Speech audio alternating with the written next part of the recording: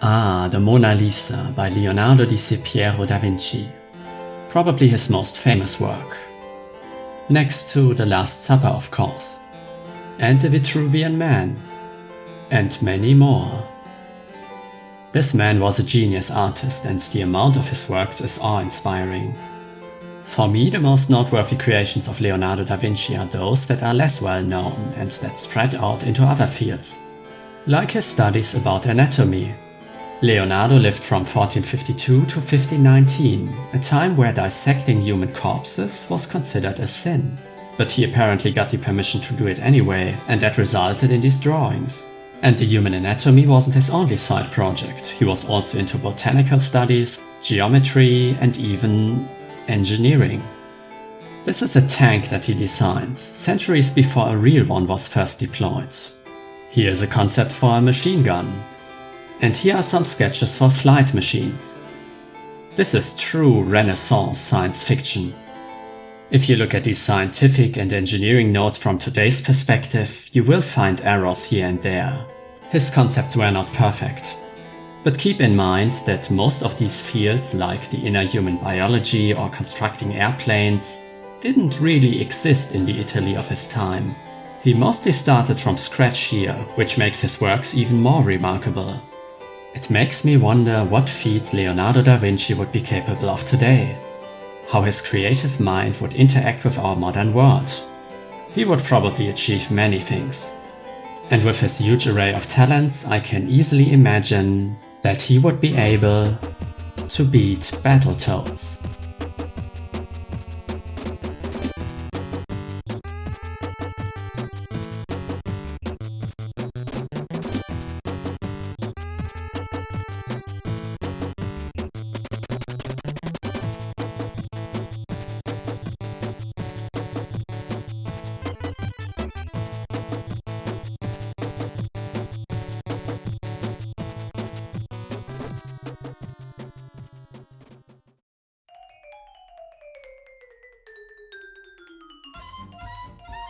Do you like playing difficult games? I sure do, which shouldn't be a surprise when you look at the topics I covered so far. I enjoy when a game offers me a challenge, and that's why I often gravitate towards titles that have a reputation of being pretty difficult. But why? What is it about difficulty that draws me towards these games? And if you are like me, what exactly do you enjoy about hard games? Have you ever thought about that? Because at first it seems contradictory. Video games are supposed to be fun, they should allow you to enjoy your time and to relax. Hard games kinda work against that. They make your time, well, harder. You have to learn the game systems, practice to master them, and put a lot of work into it to keep that high level of play even during the most enraging challenges. Why should anybody do that in their free time? Why not just play easy games? They can be fun too, right? Maybe it's bragging rights. Beating a difficult game or a legendarily hard boss makes for good stories that you can tell your friends. And the bigger the challenge, the easier it is to boast about it. I mean, I am certainly doing that. I wouldn't use the word boasting, but telling stories about my gaming achievements is something that you can find on this channel. And I wouldn't deny that I'm proud of defeating Flandre Scarlet.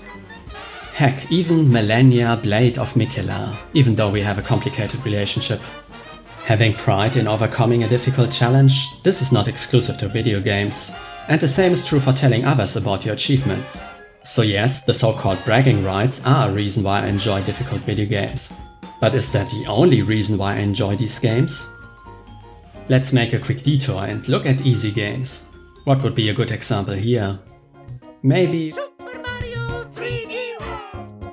Is it the easiest game in the world? Of course not, but I would call it a hard game. But a fun game. Like all 3D Mario games, it is full of creativity, perfectly polished, and a joyful experience from start to finish. It does get harder at the end, but I also enjoy the earlier worlds where the challenge is almost non-existent. So a game doesn't need to be hard for me to have fun. Actually, it's the other way around. If a game has qualities I enjoy, then I can also appreciate when it gets more difficult. If I don't like the experience, then its difficult sections can feel irritating or hollow. But then again, why even play a game you don't enjoy? If it's not fun, it doesn't matter if it's easy or hard, just go play something else. Like Super Mario 3D World. However, while I enjoyed my time with it, I still... Well, let's make a little quiz here. If you played Super Mario 3D World, what do you think was my favorite level? This is actually not easy to answer because 3D World has a lot of great levels. Like Cakewalk Flip and its wacky platforms that turn around whenever you jump. It's such a cool gimmick, and the level is a prime example of the typical Mario level structure, in which a mechanic is introduced, thoroughly explored and twisted. Another great example would be Beep Block Skyway and its platforms that appear and disappear in sync with the music. This is definitely one of my favorites. Combining game design with music, that's an easy way to get my attention. And Beep Block Skyway perfectly uses that. One of the most creative Mario levels of all time, if you ask me. And I could point out a couple more that are among the best, but you probably already figured out where this is going. My favorite level is Champion Road, of course. For those unfamiliar with 3D World, when you beat the game, you unlock the post-game, in which there's an astounding amount of additional levels. This is where the game starts to get difficult. And when you beat all of them and fulfill a couple of additional requirements, which basically means you have to 100% the game, then and only then can you enter the last level, Champion Road. And for me, this is the perfect reward. And what makes Champion Road so special? Well, it is by far the hardest level of the game. And I mean really hard.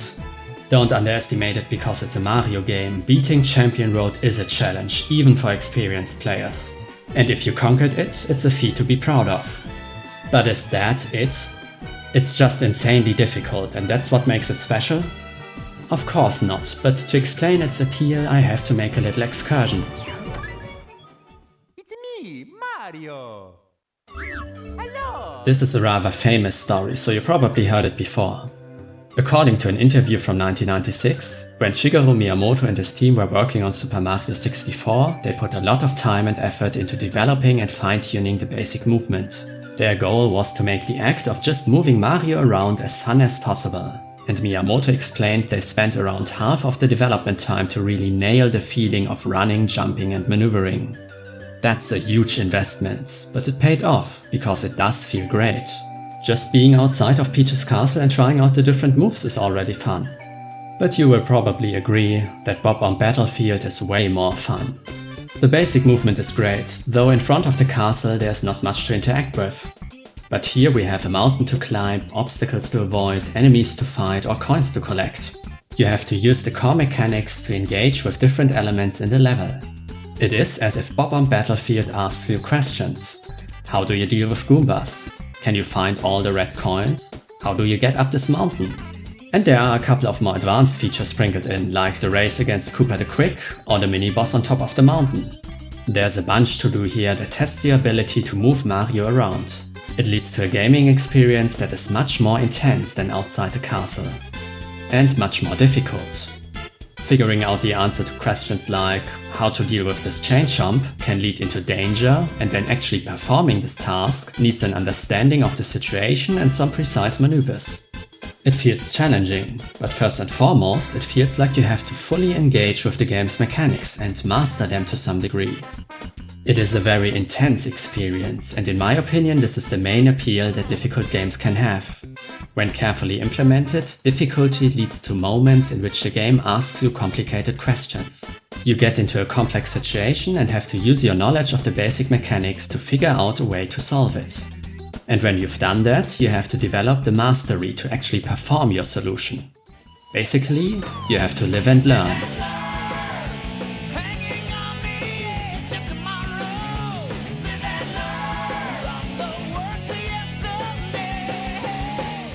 And that's what's happening on Champion Road.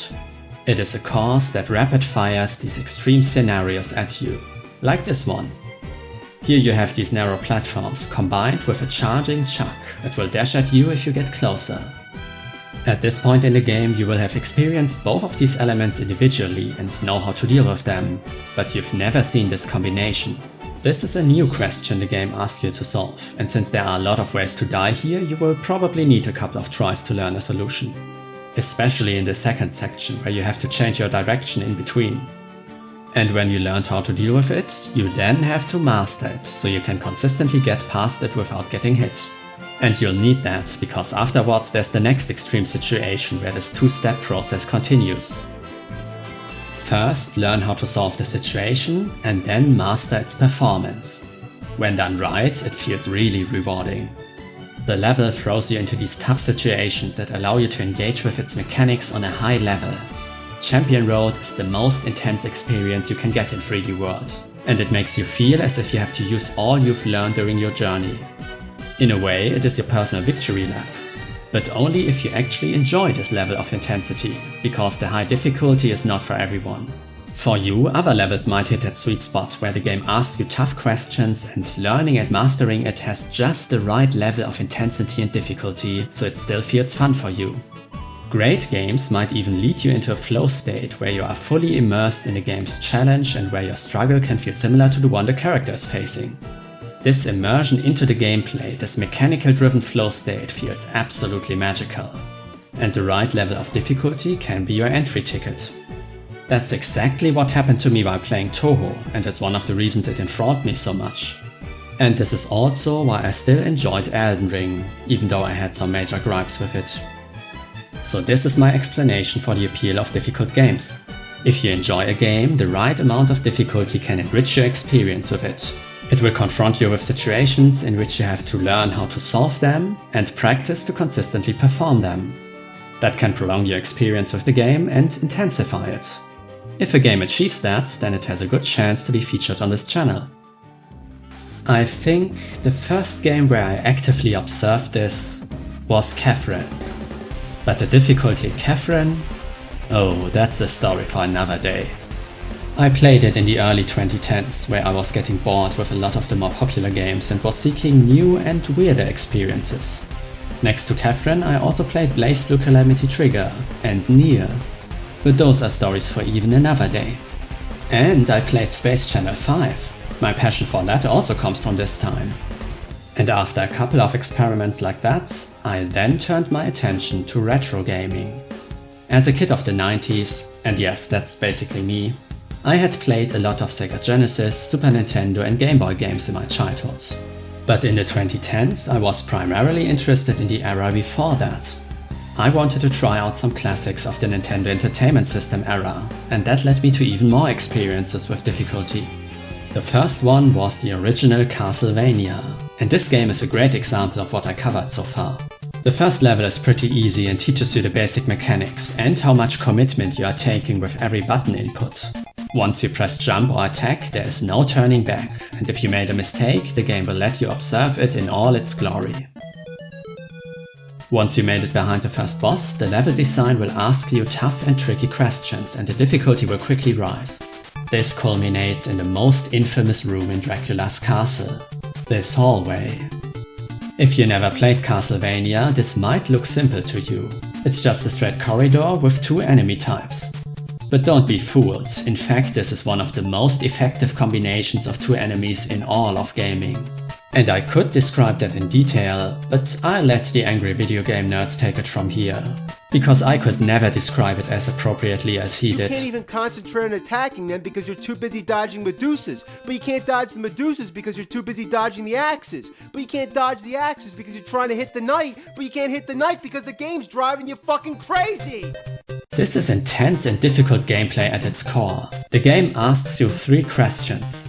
How to get past the knights, how to dodge the axes, and how to dodge the Medusa heads. It is very similar to the example with the charging chucks from earlier, and just like in 3D World, you will have more than enough experience with the individual obstacles.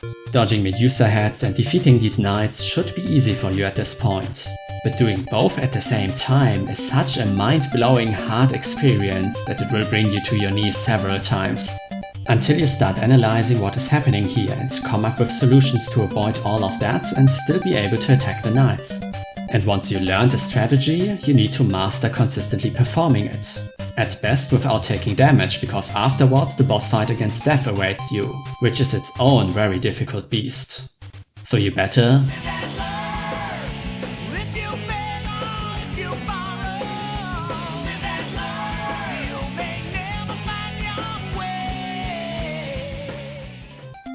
For some this might be too much, but I can still recommend trying out Castlevania for yourself. It is a great entry point for challenging games, and thanks to its steadily increasing difficulty curve, it offers the opportunity for an experiment. You can try out how far you come before you get frustrated and how willing you are to keep playing even if the game puts you into situations like this. Do you still feel fun while finding solutions? And can you get into some kind of flow state? Or is all your feeling pain and suffering? I think it's important to find out what kind of games and which level of challenge you enjoy.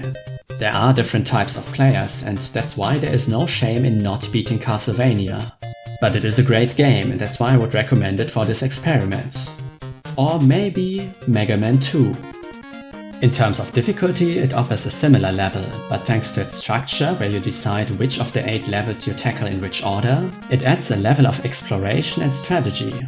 Your first playthrough will probably begin with you trying out some levels, getting killed, and then entering another one, until you finally find one you can beat. This grants you a new weapon, which will make certain levels much easier, especially this overpowered thing. Mega Man 2 is less welcoming than Castlevania, but it emphasizes learning the basic mechanics and coming up with solutions, while Castlevania demands more perfect execution. Just look at what Mega Man can do while jumping. And if you learn to use the tools Mega Man 2 offers, you will start to see opportunities and shortcuts in levels. Like this famous part where you could use your memorization and trial and error skills to force your way through. It's manageable, but very hard.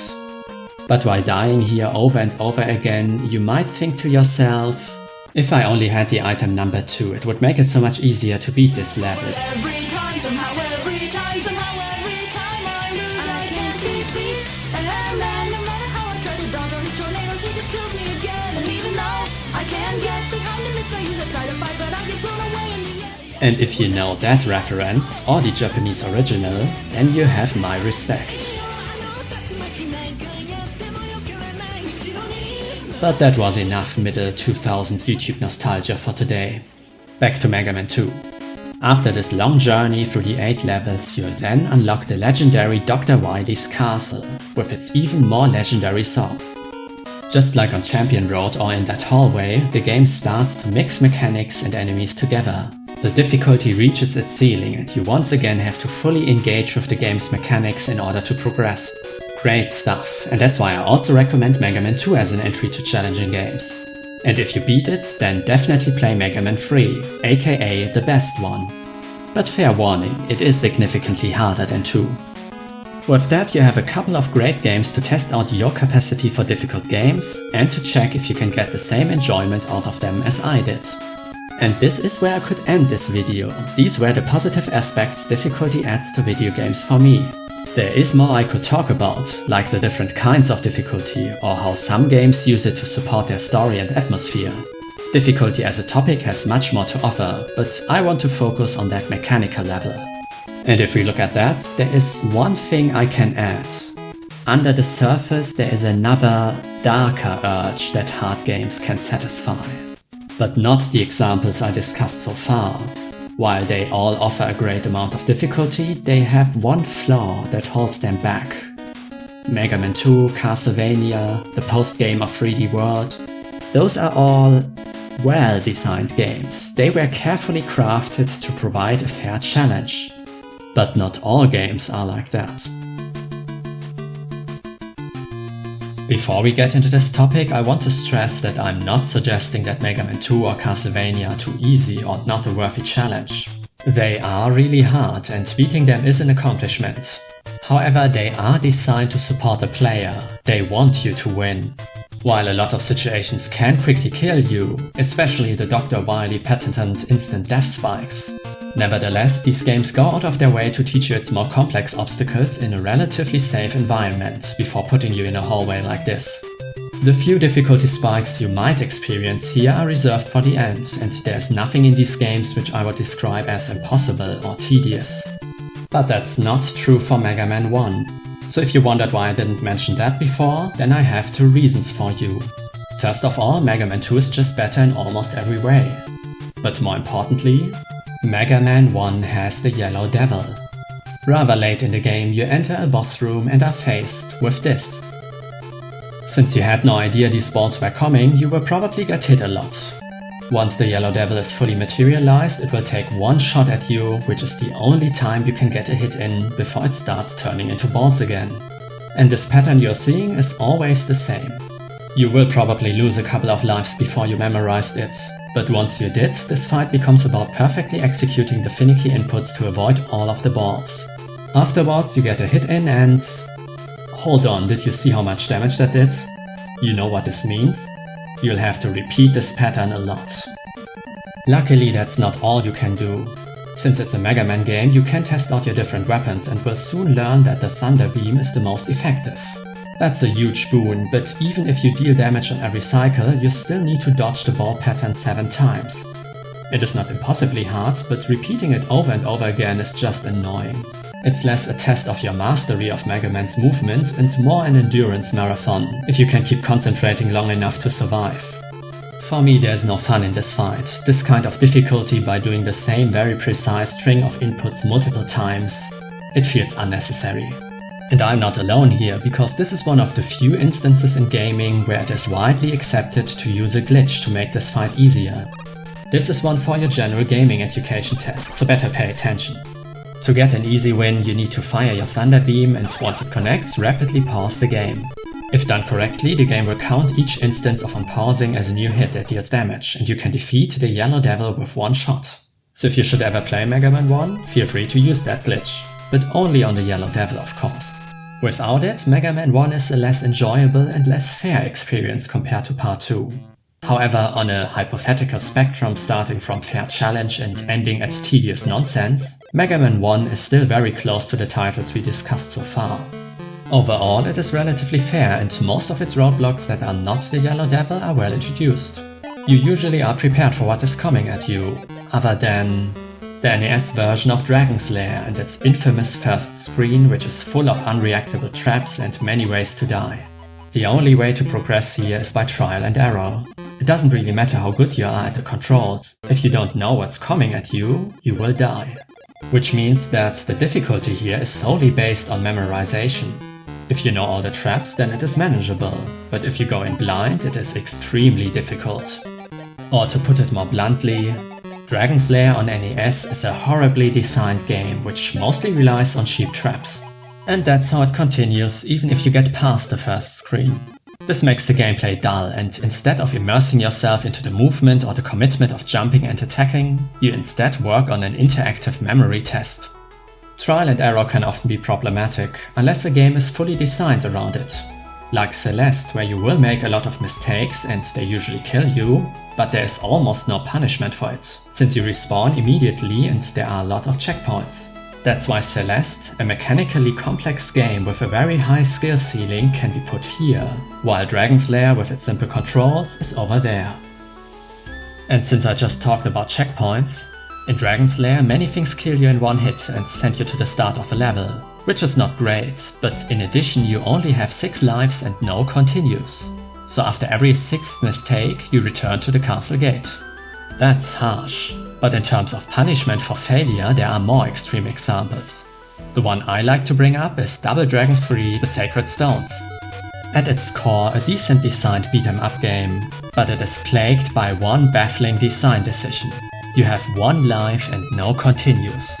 When you die even once, you have to start over from the beginning. And that can happen fast. This is only the 2nd screen of the game here. To be fair, there is a cool extra life system in which you recruit new characters that each have 1 life too.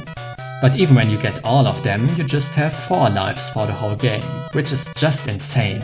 With those, we have 2 examples of games that reach deep into the spectrum of unfair nonsense. I could bring up more, but these 2 should be enough to distinguish them from the fair games earlier. Poor design choices, deaths you can only avoid by knowing what's coming, and absurd requirements like beating the game with almost no lives and continues. These seem to only exist to prevent you from succeeding. Meanwhile, in Castlevania and Mega Man, you get plenty of opportunities to learn the basics, get options to make certain sections easier, and you get unlimited continues so you don't have to constantly start over from the beginning. And I can place many other popular titles that are known for their difficulty on this side of the spectrum. When you look at Dark Souls or Cuphead, you will quickly realize that they support the player in many ways. For example, there are no punishing game overs that send you to the start of the game. In Cuphead, you can equip different loadouts to customize your experience, and in a Dark Souls game you can grind and level up, or use the multiplayer to let others help you. They are designed so a player can overcome their difficult journey, and that's why these are the games you should be playing. The stuff on the right is not really worth your time. Unless you really want to embrace the nonsense and want to face a challenge which seems even more unbeatable than your typical hard game. The one thing these games have going for them is that they are unforgiving and ruthless. They can offer you an experience you won't get in a well and fair designed game. It won't be a nice experience, but for some players there may be times when they don't want a nice game, but rather an extreme one. And these tedious nonsense games may be lacking in many regards, but they sure are extreme. I tested my fair share of those, although I quickly realized that they are not for me. A balanced learning curve or a well-timed difficulty spike, these are the things I can appreciate. But not this. However, some games can offer both. Their core game can be well designed and feel fair, but at the same time they can include extreme challenges. Actually, most of the games I focused on in these videos have a game mode or a hidden feature that is clearly closer to the right. I'm talking about playing as Arya in Crypt of the Necrodancer, the extra stage of 206, and Millennia of course. You don't need to tackle those to finish these games. Their main experience is hard and fair, but with the inclusion of these extremely intense challenges, they give you a taste of how it feels when a game fights back, when it doesn't support you anymore and really pushes you towards your limits. This is a fascinating feeling, not necessarily an enjoyable one. Out of these 3 examples I only liked one, but nevertheless an experience that might be worth trying out. A challenge that is purposefully designed to be almost unbeatable is a rare occasion, and if difficult games are something you enjoy, then you might be able to feel this fascination. One game that perfectly exemplifies this is I Wanna Be the Guy. No matter how you look at it, this is an unfair game that fully embraces the nonsense it throws at you. What sets it apart from the likes of Dragon's Lair is that it all feels intentional. The bad design, the infuriating traps, the wild boss fights. While playing, you always know that all of this has a clear goal, that the game wants you to have a bad time. So I Wanna Be the Guy firmly sits at the outer edge of the tedious nonsense. But since it embraces that, it actually might be worth a try for those players that seek an extreme adventure. It definitely is fascinating, and that's why from time to time I feel myself drawn back to these games. Although, what I'm really looking for are not the most extreme titles, but rather one that sits at a sweet spot in between those worlds. A game that can be placed at an elusive border, where it can still be considered fair designed, but already has a sufficient amount of nonsense. A game that combines the best of both worlds. A fair challenge, but also an extreme one. The perfect difficulty that pushes back but pulls you up at the same time. Can that even exist? So far I didn't find a fitting candidate, and I'm not even sure where this border of the perfect difficulty should be. Probably not in the middle, but closer to well designed. But I honestly don't know. What are the characteristics of such a game, and how would it feel to play it? I have no real answers here, and maybe the search for the perfect difficulty is fruitless. It might be a stupid idea. I have only one thing I can show you. A game that is really close to that border. Battletoads was released in 1991 for the Nintendo Entertainment System and later ported to many other consoles. It was developed by Rare. Yes, that Rare, so that's a good sign. But Battletoads probably doesn't need an introduction. It is a well-known game and I'm sure you have heard about it before. It is usually referred to as the game with that one very hard level. This is not true. Not at all. So if you ever hear somebody using that description, then please inform them kindly how wrong they are. Battletoads is much more than that, and I will show you. The first level begins with you landing on this planet and immediately engaging in fights. As you can see, Battletoads starts out as a beat-em-up game that lets you move on a 3-dimensional plane. Gameplay-wise it is rather simplistic, but the cool animations and crunchy sound effects make these first fights very satisfying. And similar to the likes of Double Dragon or Streets of Rage, you can also pick up weapons, which are a huge advantage. But in contrast to other examples of the genre, this level has also an emphasis on platforming. With their huge jumps, the toads can cover a lot of space. Level 1 is really easy. Enemies can gang up on you, but overall the challenge is rather tame. However, I want to point out one special enemy, this dragon thingy, because it introduces two concepts. One are instant death attacks. When the dragon grabs you like this, you will lose one of your lives, no matter how much health you had. As you're about to see, this will be a common theme in this game. The second concept these dragons show off are mountable monsters. When you knock it down in the correct way, you can get on its back and have access to a very cool moveset. Reminds me of Golden Axe. This won't last long though, because you are soon faced with the first boss, which is pretty creative. You switch perspectives and can see your character from inside the mech you are fighting. To win, you have to pick up these balls and throw them at the screen 3 times. It is simple, but quite a spectacle. And with that, we are on our way to level 2, the Wookiee Hole. In between each level you get a short cutscene in which the Dark Queen, the villain of the game, taunts you, and Professor T-Bird, and yes, this is his actual name, gives you a short prep talk for the next level. These are cute and establish some kind of personality for your villain. And with that design, she desperately needs that. So far, Battletoads didn't live up to its legendary difficulty, and level 2 doesn't change that. It is rather easy, even though it mixes up the gameplay. You hang on a rope and swing around and attack enemies. The controls feel good here, and if you know what you're doing, you can crush most of your enemies with this wrecking ball attack. Just hang out on one side, wait for this animation and press attack. The level has some more tricky obstacles, but if you played it a couple of times you will easily beat it and can instead focus on another challenge: farming extra lives. These crow enemies can be juggled, which earns you a lot of points and after enough hits even an extra life. If you are seriously attempting to beat this game, you want to get as many as possible, so juggling the crows becomes a key skill. And that's all there is to level 2. A nice gimmick level, but still pretty easy. And next up is the legendary Turbo Tunnel. This is the one, the level that everybody is talking about when they mention that one very hard level. But it is level 3? Does that mean we are already at the end? This map screen right here seems to suggest that. Well, you will see, but first I will show you why the Turbo Tunnel is so legendary. Level 3 returns to the beat-em-up style gameplay and offers you new enemies and some more platforming. It's still not really hard, but these space invaders will deal some damage. They are cool because they attack your health bar directly and steal your hit points out of it, which you can then recollect. However, all of this is just a prelude, because after a couple of fights and jumps you will arrive here, and this is where the Turbo Tunnel really begins. So you hop onto one of these hover bikes and off you go. As you can see, the Turbo Tunnel comes with its own gameplay mode. You are constantly driving and there is no way of slowing down. Obstacles appear on the right and you need to evade them by moving around or even jumping. And that's already the gist of it. The Turbo Tunnel is basically a high-speed obstacle course and you just need to stay out of harm's way.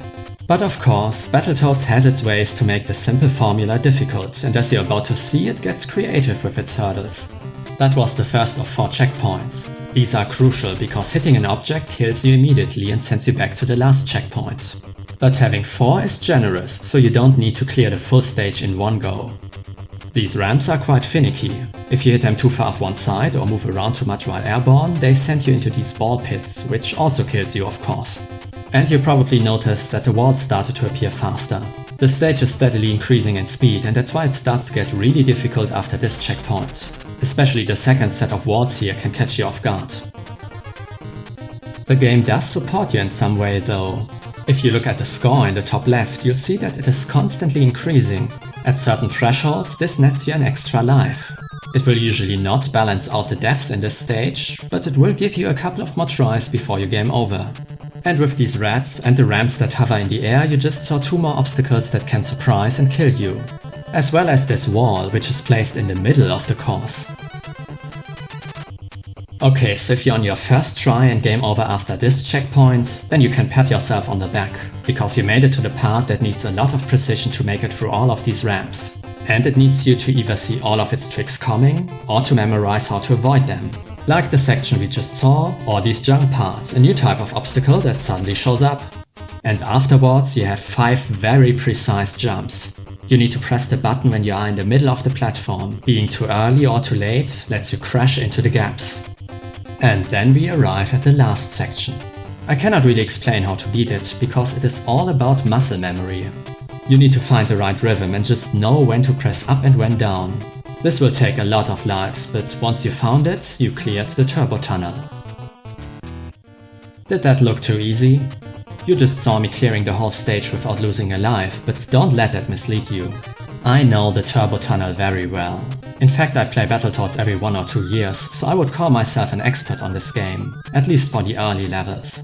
So with a bit of practice I could beat this stage with 1 life. But on my first run in the mid-2010s I needed a whole bunch of game overs to finally get past it. Especially finding the rhythm on the last bit costed me a lot of tries, although just making it here with some spare lives was already a challenge. The turbo tunnel is a stage that requires a lot of learning on how to get past specific hurdles, and a lot of practice to clear all of them with your limited lives. I like it. I was talking about intense gameplay earlier, and this is a great example. It is very difficult, but it starts out moderately enough so you can learn the basics of this game mode before it ramps up the challenge. It's a well-designed level, but at the end it cannot really be called fair. There's nothing that prepares you for these jumps and the last part. It is probably the closest example of this border of the perfect difficulty, and that's why I support its legendary status. It is the most remarkable level of Battletoads, and I recommend trying it out for yourself. Because even though it is very hard, it is also fun. And once you got the hang of it, you might enter a flow state. An intense, high-focused, fully immersed gameplay experience that challenges you to learn and master it. And maybe you can muster up enough patience and determination to actually beat it. And that was my bit about the turbo tunnel. It's amazing. Which leaves us with the question, what else Battletoads has to offer? Well, the cutscene after the turbo tunnel contains a revelation. The map has changed and there's a whole bunch of new levels. But they surely won't be as extreme as the last one, right? Level 4, Arctic Cavern, has no hover bikes, however it also deviates from the core beat-em-up gameplay, because here we are on a strict 2D plane, there is no moving towards the fore or background. This change in the perspective supports the platforming focus of this level. It is not really about beating up bad guys, but rather plays like a complicated 2D platformer. With ice physics, by the way. And a lot of cheap traps. Snowballs out of nowhere, spike shells popping up with almost no time to react, or this platform that drops you into these Dr. Wily instant death spikes. It reminds me of I Wanna Be the Guy, because it offers a lot of tedious nonsense, and that is the main driver of the difficulty here. There are a couple of unavoidable deaths if you go in blind. However, to be fair, it is much tamer than I Wanna Be the Guy, because most of the level is reasonable platforming. Still, after the turbo tunnel, it feels irritating to die to traps like this. Thankfully, the next level, Surf City, is much more straightforward. It introduces a new game mode too, riding a surfboard. And while it constantly jumps on the water, which needs some getting used to, it does feel similar to the controls of the turbo tunnel. You once again have to avoid all of the obstacles, which gets tricky in the later half. These water mines spawn in random patterns, so you need to stay on your toes. But all in all, the surf segments are rather enjoyable and fair. In between surfing, there's also a short return of the beat-em-up gameplay with some basic enemies and even a boss fight. Compared to the first boss and its play on the perspective, this one feels very basic. Big Black, that's its name, jumps around and strikes at you with its tail. And if it hits you, it usually kills you instantly, so you need to find a way to counter its pattern. The best way is to use the weapon you could acquire earlier and try to cheese it by using an infinite combo. When done correctly, you can basically skip this fight. Starting from here, all the bosses will follow this formula. They have a very simple but punishing attack pattern that can easily kill you, and they will repeat it over and over again. So you need to find a strategy to consistently avoid it or a way to cheese them to death. No matter what your approach is, it will take some time, because they all have an unreasonable high amount of health. I don't like these bosses. They are just an annoyance, and compared to the creativity we saw in the levels so far, they feel outright boring. Which becomes apparent as soon as you jump on a surfboard and the game becomes fun again. And the next level is also quite fun. At least in theory. It offers another new mechanic, these snakes that fly around the screen and set patterns. You have to ride and climb on them. By the way, this is the first and only time that you climb on anything.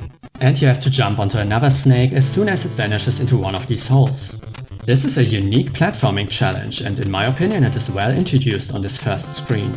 Because even if you make a mistake and fall off, you can just start again from the beginning.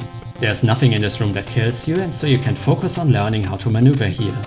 Although as soon as you enter the second room, that changes. Deadly spikes on the ground and even some in your way. Now you have to not only learn the snake's patterns, but also avoid touching anything that kills you. And this gets tough very fast, especially in room 3 and 4 with their very complex layouts. When you go in blind, you will need to rely on trial and error. For example, what are you supposed to do here? Go down? But if you do, then you are basically trapped. How should you have known that? Very tedious, and that's a shame, because in theory this is a clever and enjoyable mechanic.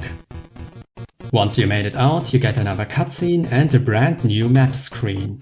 We are now at level 7, Volkmayer's Inferno, and at this point the turbo tunnel feels like a distant memory. And compared to this level, it will probably appear as a happy memory. I despise Volkmayer's Inferno.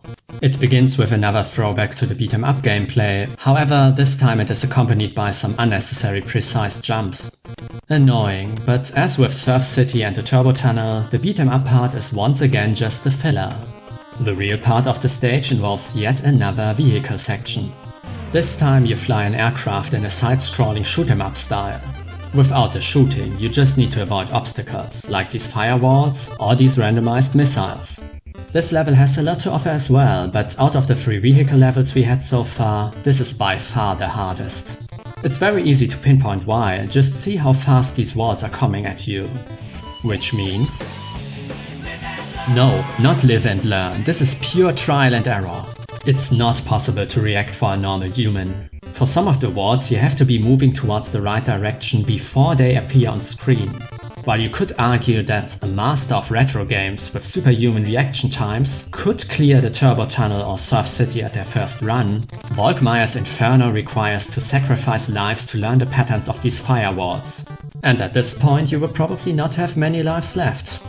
By the way, I didn't mention that before, but in Battletoads you have 3 continues with 3 lives each. Which is not enough, even with all the extra lives you can acquire. And losing your last life on your last continue ends your run and sends you back to the title screen. So let's say you are in the middle of memorizing on how to get through these firewalls when you suddenly lose your last life. In that case, you have to play through all the levels I showed you this far to try again here. And you want to do that without losing too many lives, because you need them here to continue your trial and error session. That's so brutal. The other levels were already pretty hard, but Volkmayer's Inferno pushes it too far. This is where the game fires itself into the realm of tedious nonsense.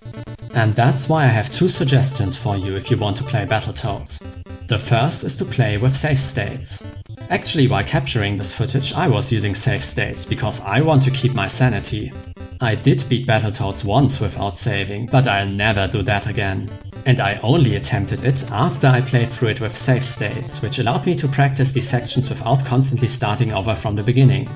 Battletoads is definitely on the right side of this border, and that's why I think it is okay to use tools like saving to make it more bearable. There's also an in-game solution for this level and the countless game overs it can produce. I suggest you use the following strategy. In the level before, Snake Pit, you clear the first screen, and on the second you climb up the first snake and then immediately run to the right and take this leap of faith. You will end up at this part of the level and need to run into this strange sparkly thing. That warps you into level 8. You can completely skip the Inferno. This is the last of 4 warps in the game, so if you want to, you can skip even more levels. The other notable one is at the end of the Turbo Tunnel. You might have noticed it earlier, and it lets you skip the Arctic Cavern. Depending on how much trouble you have with this one, it might be worth considering, and it has the added bonus that you only have to avoid 9 of these super fast walls. Just count up, and once you reach 10, aim at the wall below you. And with that support, Battletoads moves back towards the mythical perfect difficulty. However, from here on out there are no more warps, but a couple of more levels to go. Intruder Excluder is another platforming level with a side-scrolling perspective. It is a vertical climb with a lot of annoying enemies and a lot of traps that can instantly kill you. It's a challenging stage with some trial and error, but it is less daunting than Volkmayer's Inferno. Most of the traps can be avoided if you play carefully, although the wind these fans produce needs some getting used to. Overall, this is a good and mostly fair level, except for two details that will most likely kill you a couple of times. One is the screen itself. As you climb, it will scroll up with you, but it will never scroll down.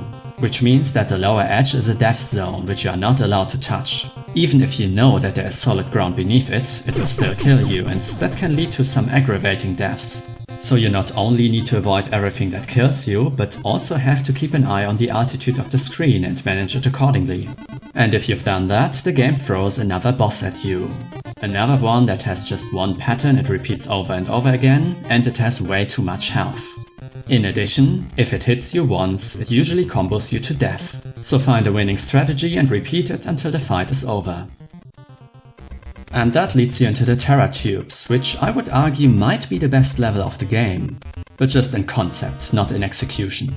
It's the dedicated water level of Battletoads, and walking in the water slows you down significantly. There are a couple of creative enemies like these self-destructing robots, but the level really starts when you arrive here. This begins a chase sequence in which you try to outrun this deadly gear. Definitely a cool concept, and it would be even cooler if it didn't end in a 50-50 guessing game. On your first run you have no idea where you are safe, and that ruins it. Even if you guessed correctly, there are more chase sequences immediately afterwards and more trial and error. Like, how should you have known that there are spikes here? Once you cleared the chase, you get into the underwater portion, so you have to learn the swimming controls and how to awkwardly jump out of the water. Yay! There are Dr. Wily death spikes and a lot of aquatic creatures that are out to get you. They are fast, hard to predict, and they will chase you down. This whole portion is frantic and deadly, and when I finally made it to the next checkpoint, it honestly felt like I just got lucky. Afterwards, the level reaches its logical conclusion. An underwater chase sequence. If I still didn't manage to properly explain the concept of intensity of gameplay, then maybe this example will do the trick. This is a combination of many different ideas we saw in this level, and you need to adapt on the fly. You swim, dodge spikes, jump out of the water, run and then swim again, and all the while being chased. Many interesting ideas combined in such a short time frame. And that's basically Battletoads in a nutshell. With all we've seen so far, all the vehicle stages, the snakes, the rope, this game is full of cool ideas and every level feels like its own game. It is creative and varied, and that's what might keep you playing. You never know what's next, and that is exciting. But on the other hand, because of these drastically different stages, you cannot really build up skills that help you in the later levels. If you are great at the turbo tunnel, that won't help you in the Arctic cavern. And if you mastered the snake pit, that doesn't mean you'll be able to quickly adapt to the swimming mechanics that exclusively appear in the Terror Tubes.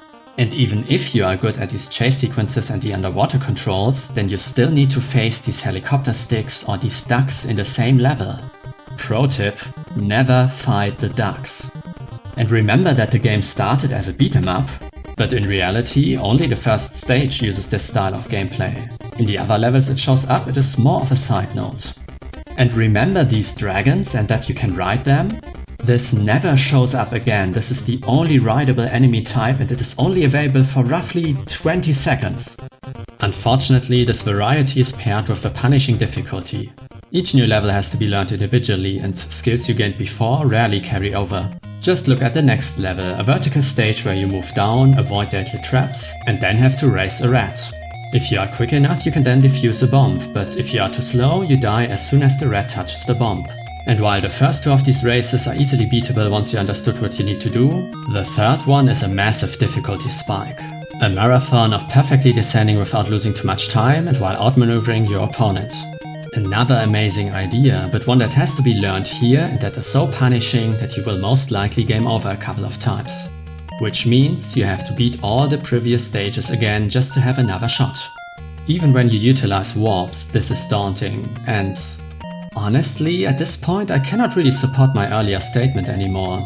Battletoads is not at the border of the perfect difficulty. It clearly is one of these games that bombard you with unfair nonsense. The farther you get, the more apparent it becomes. I still think the Turbo Tunnel and also stages like Surf City or Intruder Excluder are levels that capture this idea of challenges that are manageable and punishing, fair and unfair at the same time. Those are really close to that difficulty I'm seeking, but as a whole, Battletoads is questionable, and the later levels, I cannot recommend dealing with them. Especially since the next one is Klinger Winger, easily the worst stage of the game. It is yet another vehicle level with its own control scheme. This time you're chased by this hypnotic orb and have to simply press the direction you are driving in. An easy concept, but in actuality Klinger Winger might be the hardest stage of the game. The orb is faster than you, but it slows down at every turn, while you can theoretically take them without losing any speed. You just need to perfectly time your finger movements to switch to the new direction exactly at the right time. Performing this maneuver is not easy, in fact it feels outright impossible to outrun the orb on your first tries. And even if you got the hang of it, the stage is brutally long and tries to surprise you with quick and unusual turns. This one will test your determination. You will die a lot, your hand might start aching because all of the weird finger movements, and on your first tries you won't make any progress at all. You also have to beat the full course in one go, there are no checkpoints here. And if you should actually power through, then you also have to deal with an annoying boss fight. It once again has way too much health, is repetitive, and you can hopefully find a strategy to cheese it before you run out of lives and have to do the full course again. It's just the worst. If you get past Klinger Winger, and that is a huge if, then you arrive at the last level. It is another typical Battletoads stage, meaning it introduces a new mechanic. You are climbing up a tower on these circular platforms and the screen scrolls so you can fully rotate around the tower. What a feature for an NES game. And just like any other stage, this one offers a lot of creative obstacles and enemies that tend to kill you instantly. It is hard, punishing, but also fascinating with all its new ideas. In a way, it is the perfect last level of this game, and if it weren't for Klinger Winger, I would be able to appreciate it. But when I arrived here, I was devoid of any emotion, I just wanted to finish it. I slowly made my way up and finally arrived at the last boss, the Dark Queen. This fight is just disappointing. She has one attack pattern, a lot of health, and to win you have to stay patient and attack at safe times. She sometimes spins up in the air and can fall down in random places, but apart from that there is nothing spectacular to this fight.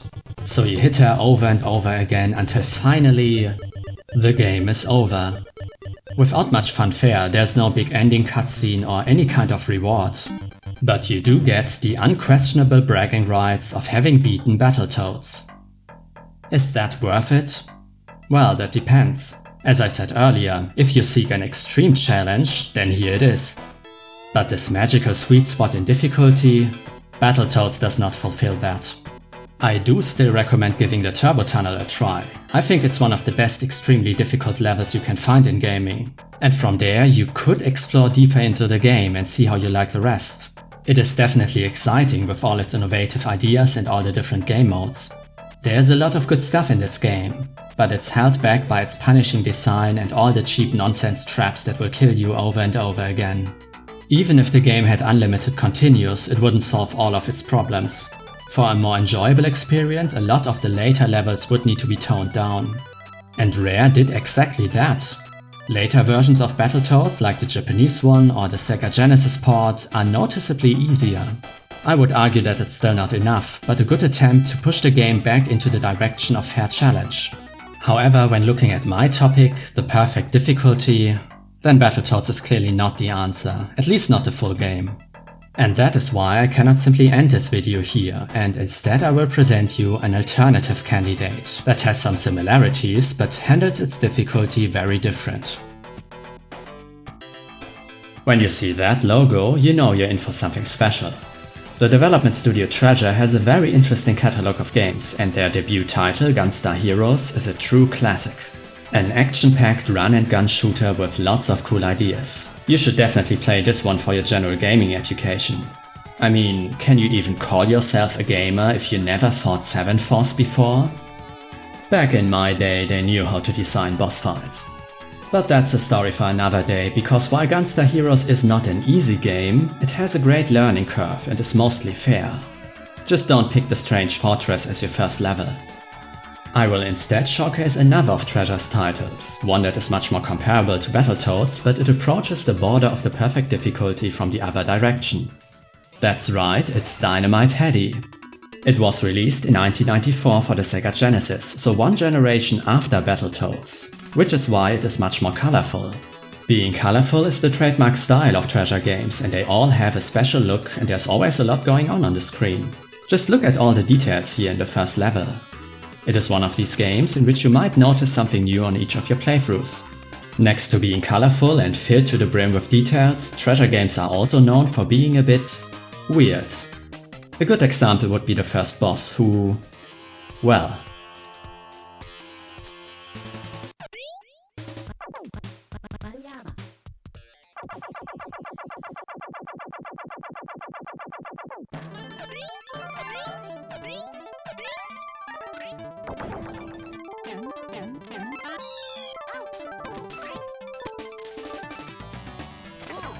yeah, I was playing it down. These games get very weird. But did you notice how at the beginning there were little guys pulling the background on the screen while you could see some sort of backstage area? This is part of the general art direction of Dynamite Heady. The whole game looks as if it is performed as some kind of stage play. There are a lot of weird constructions that clearly look like scenery, some of them subtle, some more obvious. Even your health bar is formed like a spotlight. It's a cool use of the medium. You're playing a video game in which you control the main actor of some sort of fictional play. I wonder why this concept wasn't used more often. Anyway, I want to talk about difficulty, so let's get into the gameplay. After a fast-paced first level, you are dropped into this tutorial town in which you can practice the core mechanics. As you might have noticed, protagonist Heady attacks by throwing around his head.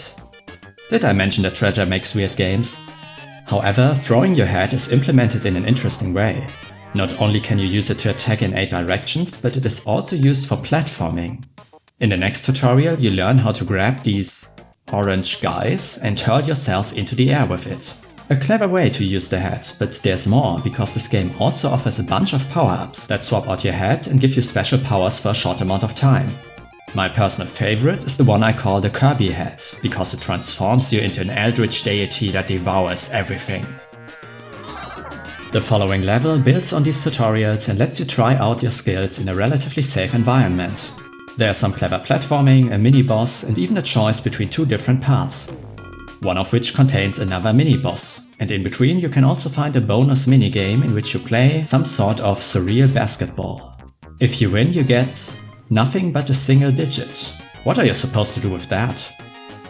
The whole level serves the purpose to get you familiar with the basic mechanics, and it is pretty easy.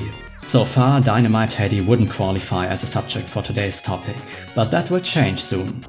Before that, we have the next boss fight, which is definitely something special.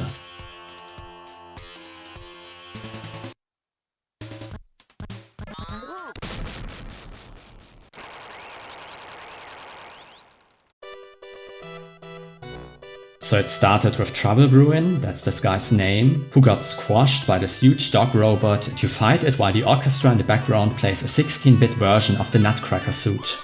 That's the magic of video games. Here you can also try out different power-ups with varying effects, like the ticker head that stops time. Yes, that is as overpowered as it sounds. But beware the cursed power-up, the head trip, which lets your head grow and makes your movements sluggish. All in all, a rather easy fight, so let's move on to level 3, which is the first that is somewhat similar to Battletoads. That's because it changes the game mode, you now move in a 3D environment. And not only that, the tilting platforms slowly slide you downwards and you can easily fall off if you're not careful. Thankfully, falling down just costs some health, not a whole life. This is technically impressive, implementing these physics and visuals on the Sega Genesis must have been demanding. But for me it's even more impressive that just like a gimmick in Battletoads, this 3D mode is used here and never again. When you reach the end of the section, Dynamite Heady changes drastically once more. You have another bout with Trouble Bruin, who at this point has established itself as the rival character of the game. One that changes its appearance quite a lot. It is questionable what Trouble Bruin even is. But one thing is for certain. This is one of the most badass boss fights on the Sega Genesis. Being held in his giant metal arm and getting tossed around and sometimes even slammed to the ceiling or the ground. All the while Trouble Bruin spits out little cat robots that harass you. You need to keep track where you are and find ways to attack while avoiding as much damage as you can. It looks and feels spectacular. This is one of these fights where everything just feels right, and I always have a blast. But all good things come to an end, and after you defeated the boss, there's another one waiting for you. This seems to be some kind of crossover event. A major character of another stage play battles it out with Hedy, which confirms some kind of cinematic universe. But putting aside the implications on Dynamite Hedy lore, the fight itself is something special too. Your opponent consists of 2 separate enemies that you can target and that influence each other with their movement. The gentleman-like puppet is the actual threat here, but to predict its attacks you also need to keep an eye on the puppet master, which can get tricky. And there's more. Once you defeat the puppet, there's a second phase in which the master attacks you directly. But only if you focus your attacks on the puppet. It is also possible to defeat the master first and then fight against the second phase of the puppet. So mechanically there's a lot going on in this fight, and thanks to the creepy intro and the music it feels tense and rather distinct from the boss before it. What a way to finish the level. Is what I would say if there wasn't another intense fight immediately afterwards. This time your opponent is an oversized jointed mannequin and it comes with its own gimmick as well. It puts on a dragon suit that grants it the ability to breathe fire. In this form you can't simply damage it, instead you have to attack specific pieces of clothing and slowly undress it. Only then can you damage the heart, its weak spot. This was just the first of 3 sets of cloths and each outfit comes with their own attack pattern, so there's a lot to learn here. And considering that this is the 3rd boss fight in a row, this could create problems, but Dynamite Hedy keeps the difficulty in check by letting each of these bosses deal only little damage. Also, in between Trouble Bruin and the Puppet Master there's a Sleepyhead power-up, which lets Hedy take a nap and replenish his health in the process. You can even acquire this set during the fight with the mannequin. Taking a nap here is much more dangerous, but if you time it correctly you can heal yourself safely. So the game is on your side, the designers put a lot of support here. Still, these fights mark a noticeable increase in difficulty. You can lose a couple of lives here, and if you want to beat the game, you better learn how to get past them unscathed. However, it is worth mentioning that in terms of creativity and fun, those 3 alone surpass all the bosses of Battletoads combined. In that game, a level like this in which you fight 3 of its bosses in a row would be torture. In Dynamite Hedy it works so well that it's surprising that the next level doesn't feature any bosses at all. At the end it even teases you by stating that somebody else took care of the fight. One could speculate that this is a case of cut content, but considering we just had 3 bosses, it would have been easy to move one of them here and call it a day. To me this seems intentional, that after focusing so heavily on boss fights they wanted to mix the game up, and that's why this level is all about platforming. With one exception, there's one mini-boss in the beginning, but it is hardly worth mentioning. Instead, the level, which starts with the scene Terminator 2, is mostly... Okay, let's pause here for a minute and appreciate the name of the sub-level. Terminator 2 might be the greatest level name of the 16-bit era. And Dynamite Hedy is full of creative titles. Spinderella, Stair Wars, Toys in the Hood, Fly Hard 2. I'm sure you can see what they were going for. Where was I? Platforming. Here in level 4 the game strings different platforming challenges together, like conveyor belts, switches that move around the ground, or these cross-shaped platforms that get spun around by enemies. It gets tricky, especially when you need to find out how to proceed to the end, but the challenges are still manageable and you will not lose many lives here. So far the difficulty curve of Dynamite Hedy has been a slow, steady climb, but in level 5 it reaches a point where you might hit a wall. It comes with its own gimmick, and this time it's a concept we've seen in Battletoads as well. You are ascending a round tower and by moving left or right, you rotate around. It is obviously not as hard as the last level of Battletoads, but if you are not careful you can easily game over here, because there are a lot of ways to take damage and 2 potentially deadly mini-bosses. One of them is another boat with Trouble Bruin, who can rip whole floors out of the tower. Very spectacular, and since it changes the layout of the steps you're using, you will fall off a lot. But other than Battletoads, that doesn't kill you immediately. The gimmick with the rotating tower is implemented nicely, and it is an enjoyable but challenging level. Although it pales in comparison to its boss, Spinderella. This imposing thing attacks you fiercely, and learning how to avoid damage will take some time, as well as consistently mastering it. And if you're wondering how to deal damage, It's clear what you have to do here. However, this boss has another very impressive trick up its sleeve.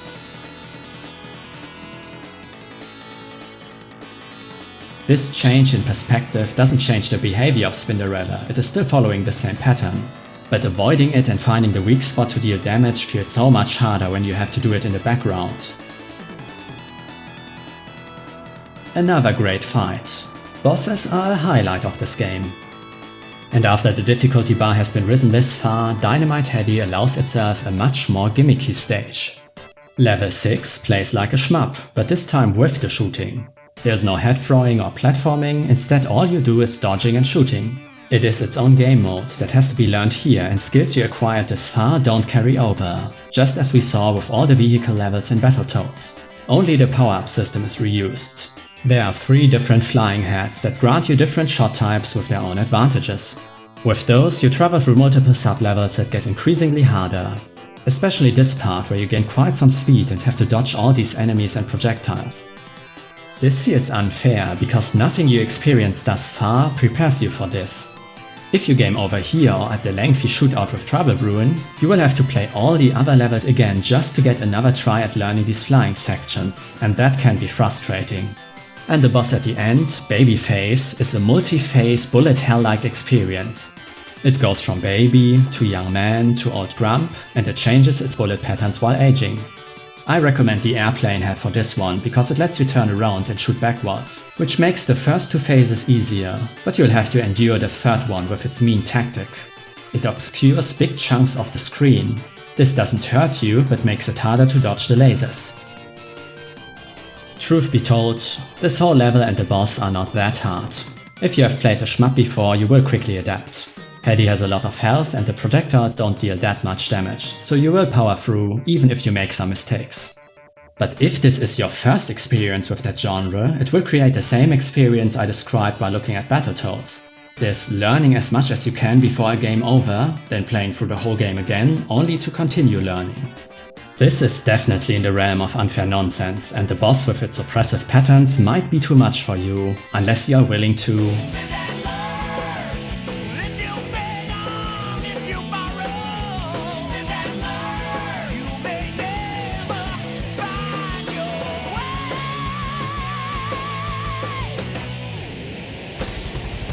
Oh, I forgot to mention that there's also a 4th phase, but at this point I will stop spoiling everything.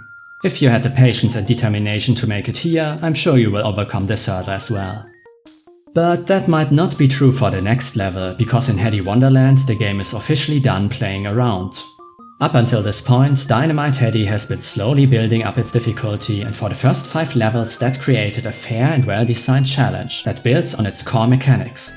Level 6 and its flying modes destroyed that impression. Even if you are a shmup veteran, you will have noticed how the game started pushing back, how it put unreasonable roadblocks into your way.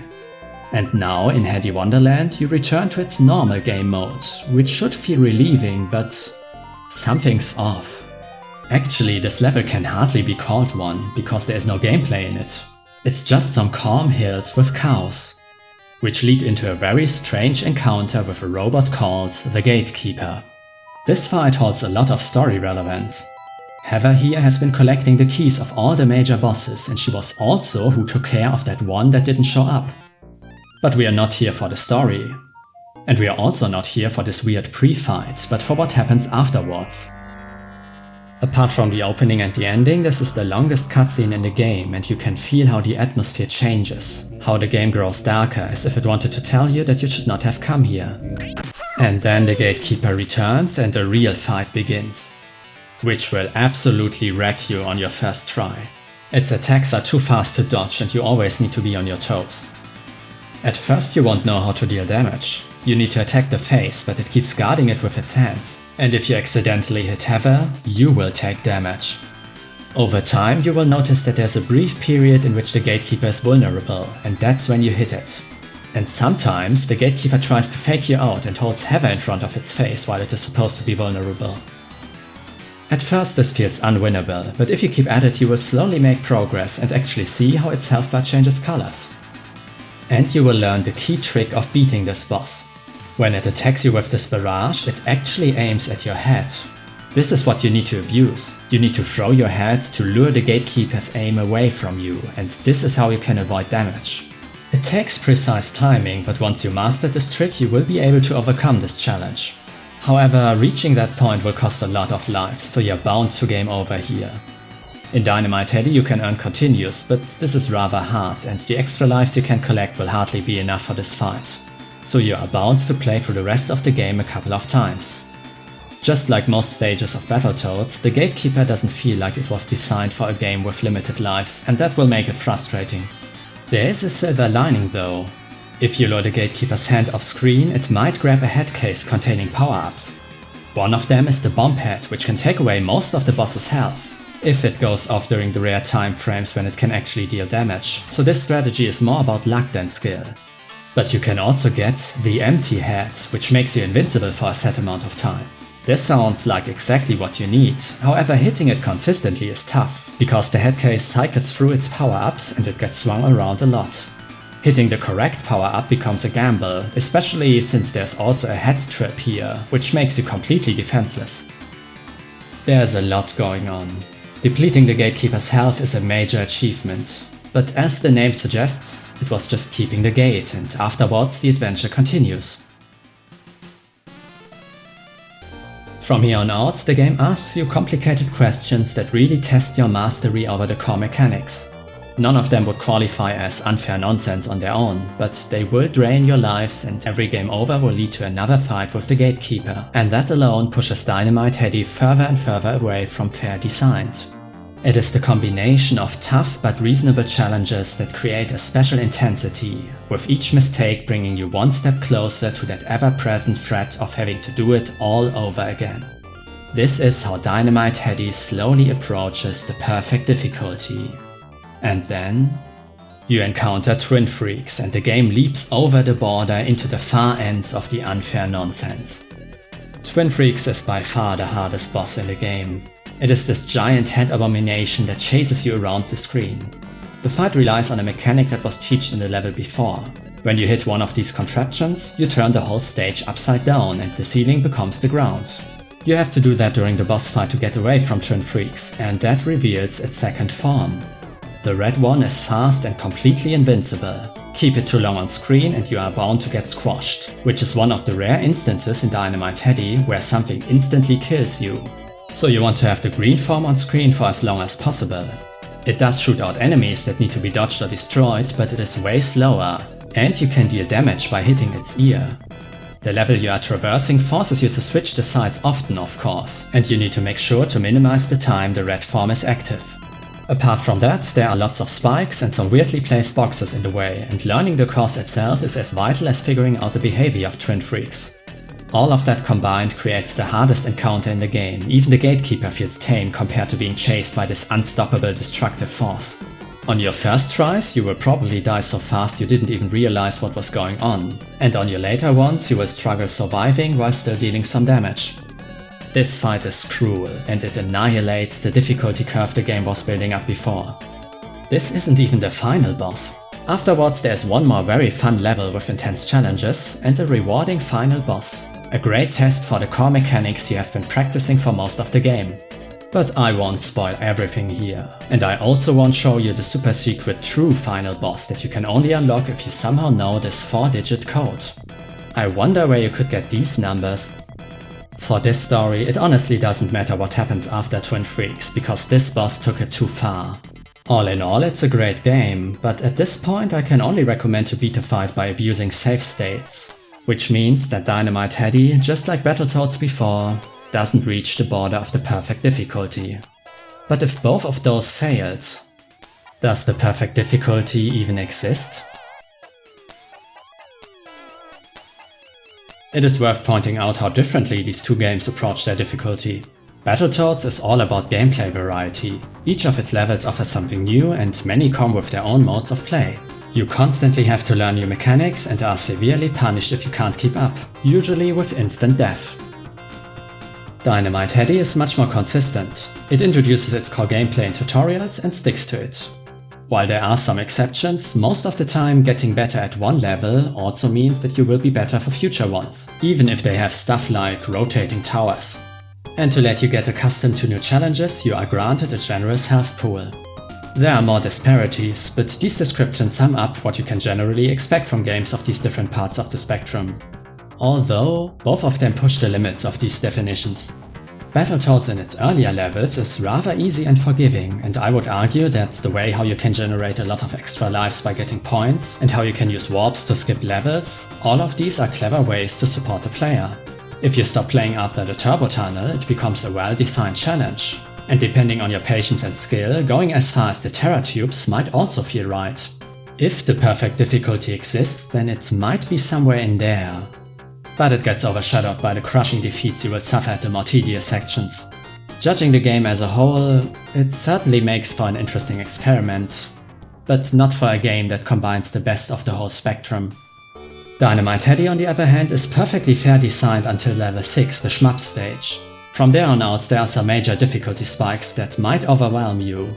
I personally think that playing until the Gatekeeper creates a well-rounded experience with a remarkable challenge at the end. But everything afterwards, especially Twin Freaks, makes the difficulty a mess and a far cry from being called perfect. In many ways, Dynamite Heady works as an opposite to Battletoads, and there is another funny story about that. While Battletoads was made easier with later versions, Dynamite Heady went through an inverse process. I showed you the Western version of the game, which is the second iteration. The first one is the Japanese release, which has different designs for some of its characters and also a much tamer difficulty. When they ported it to the rest of the world, they gave the bosses more health and made most of the levels harder, which might be the reason why it ended up with these extreme difficulty spikes. So if you want to avoid these, you can try out the Japanese version. But you might miss out on what makes playing the harder parts so special.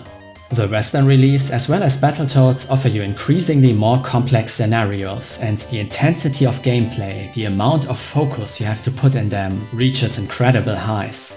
In both games you can easily enter a flow state. However, it can just as quickly get interrupted by unforeseeable traps and deaths that feel outright unfair. So in the end, the search for the perfect difficulty was a failure. Although, that wasn't the original goal of this video. In the beginning, I wanted to show you the appeal difficulty can add to video games, especially if it gets tedious and unfair. In my opinion, both of these games provide plenty of examples for that. Levels full of cool ideas like the Turbo Tunnel or Surf City that seem impossible to overcome at first. Or bosses like Spinderella or the Gatekeeper that make you question what you are supposed to do. The thrill of figuring that out and mastering to perform it while the game tries to make it as hard as possible for you. That is what it boils down in most cases. They don't always stick the landing, and some of the stuff I've shown you is simply a frustrating mess.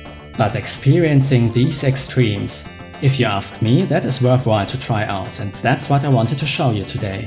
I highly recommend testing one of them out for yourself. In the worst case, you will come out with the realization that you should avoid these extreme cases in the future, which already is a useful insight. But you might also discover a new aspect of game design that can offer you a very distinct kind of fun. And if you should have no idea which game to choose for a trial like that, then I would recommend Dynamite Heady, because overall it is a great designed game and has much more to offer than its difficulty. And if none of those two could pique your interest, then you could have a look at one of the other examples I talked about today. I still think you should give Castlevania or Mega Man 2 a go. They may be not as extreme, but are great examples for a tough but fair challenge. I might return to this topic in the future. Maybe I will find a candidate that gets even closer to that elusive, perfect difficulty. But until then, I'll leave you some recommendations here. For an alternative take on Battletoads, you can check out this video by Retro Roulette. They focus on the difficulty too and analyze which parts can be considered fair. There's no spectrum or border of that perfect difficulty, but a lot of their ideas fit well into what I talked about today. In addition, there's more background info and some topics I ignored. And if you somehow haven't heard from Treasure before, then I highly recommend this documentation from Nighttime Gaming, which offers a lot of history and background of this remarkable studio. It is thoroughly researched and highlights the people behind its games, so you will learn a lot. Thank you very much for watching. Difficulty is a vast topic, and I hope I could add an interesting perspective to it. If this video gave you some new thoughts or ideas, then I did my job well. However, in the next story time, I will talk about something completely different. It will be about shadows, handholding, and art. But before I move to that, there is another boss fight I need to take care of. Stay tuned.